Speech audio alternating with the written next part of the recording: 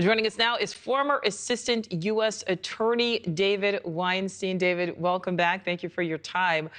We just heard from Blake there, but first, just help explain these charges that Biden is now admitting to and the seriousness they carry.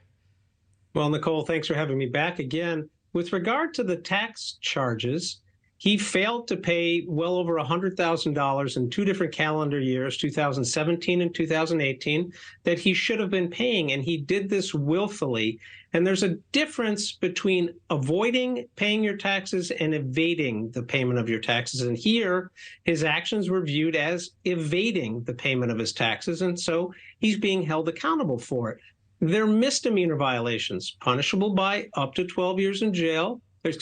Up to 12 months in jail, a little bit, less than a year. And then you have to pay the money that you were supposed to pay. Had he paid it when he was supposed to, it would have been a civil matter. There would have been no jail time involved. As far as the gun charge goes, as you heard from Dave Ehrenberg, it's a little looked at portion of the statute, but it is in fact a felony violation. Look, the First Amendment gives us a right to own firearms, but a certain class category of people cannot do that. And those include people who are addicted to and under the influence and using certain controlled substances and narcotics. And you have to sign a form that says you're not that.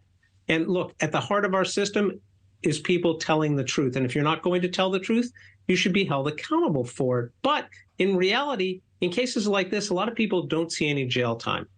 And in terms of this diversion that's being offered to him, it seems like it's a reasonable offer. And quite frankly, as a defense attorney, I'm going to hold that card in my pocket because the next time I represent somebody similarly situated, I'm going to say, well, then why is there no diversion on the table? Right. It allows people to get their life back on track. And certainly someone who's beat addiction and has gotten his life back on track, it's a setback for something that happened in 2018, almost 5 years ago.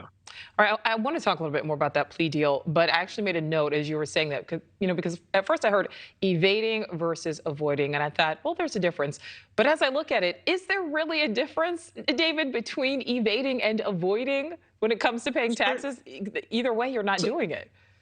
Well, no, but now I'm really going to sound like a lawyer. Look, there's a way that you can avoid paying your taxes, and that's by hiring accountants and tax lawyers who are familiar with the tax code and are aware of certain categories of exclusions, of credits, and ways that you can declare your income and you can declare your profits. And there are ways for you to avoid having to pay taxes. That's why people go to tax planning lawyers. That's why they use accountants, so they avoid paying taxes. Now, on the other hand, if you're just trying not to pay your taxes and you're going to evade paying them, you're doing it because you're trying to hide that income from the government and you're evading paying what's really due on the income that you collected, and you're not getting the advice of a lawyer, and you're doing it intentionally and willfully.